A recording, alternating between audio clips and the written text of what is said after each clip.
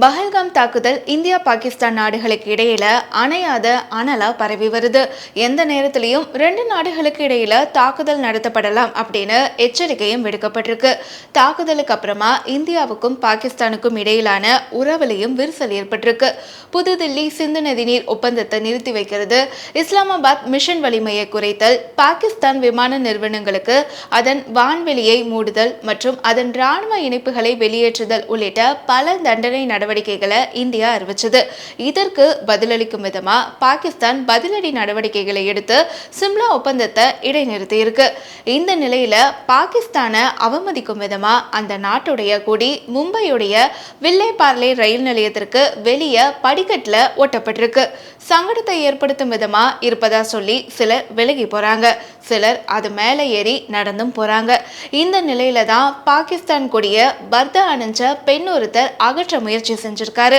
இதனால அங்கிருந்தவர்களுக்கும் அந்த பெண்ணுக்கும் இடையில மோதல் ஏற்பட்டிருக்கு. இந்த காணொளி சமூக வலைதளங்கள்ல வைரலா பரவி வருது.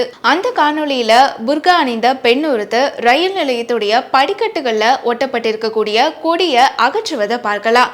அங்கிருந்த பலரும் அந்த பெண்ணுடைய செயலுக்கு தங்களுடைய கோபத்தை வெளிப்படுத்தியிருக்காங்க.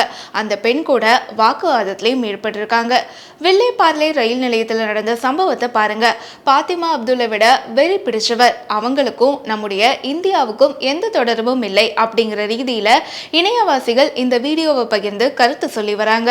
இந்தியாவை விட பாகிஸ்தானை அதிகமா நேசிக்கக்கூடிய மக்கள் நம்ம சுற்றி இருக்கிற வரைக்கும் இந்தியர்களாகிய நாம் ஒருபோதும் நம் எதிரியான அண்டை வீட்டாருடன் சண்டையிட ஒற்றுமையாக இருக்க முடியாது அப்படின்னும் சிலர் சொல்லி வராங்க.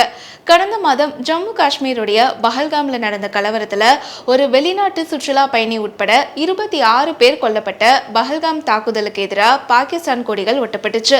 பாகிஸ்தானுக்கு எதிரான கோபத்துல மக்கள் கொடியை மிதிக்க அனுமதிக்கும் அடையாள செயலாதான் இந்த போராட்டம் நடத்தப்பட்டதா செய்திகள் வெளியாகிருக்கு. பகதூரை சேர்ந்த 11ஆம் வகுப்பு மாணவி ஸ்கூட்டியில வீடு திரும்பிட்டு இருந்த போது சாலையின் நடுவுல கொடி சிக்கி இருந்ததை கவனிச்சிருக்காங்க. கொடியை பார்த்ததும் அந்த பெண் வண்டியை நிறுத்தி அதை அகற்ற முயற்சி செஞ்சிருக்காங்க.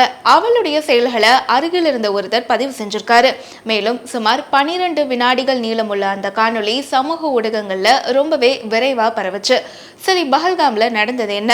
ஜம்மு காஷ்மீர்ல நடந்த மிகப்பெரிய தாக்குதல்கள்ல ஒன்றான லஷ்கர் தொடர்புடைய பயங்கரவாதிகள் கடந்த ஏப்ரல் 22 செவ்வாய்க்கிழமை பஹல்காம்ல சுற்றுலா பயணிகள் குழு மீது துப்பாக்கிச்சூடு நடத்தினாங்க. இதுல வெளிநாட்டு சுற்றுலா பயணிகள் உட்பட குறைஞ்சது 26 பேர் கொல்லப்பட்டாங்க. மேலும் பலர் காயமடைஞ்சாங்க. லஷ்கர் கிளை அமைப்பான ரெசிடென்ஸ் ஃப்ரண்ட் இந்த தாக்குதலுக்கு பொறுப்பேற்றுச்சு. ஆனா உலகளாவிய அளவுல பெரும் சீற்றத்துக்கு அப்புறமா அது பின்வாங்குச்சு.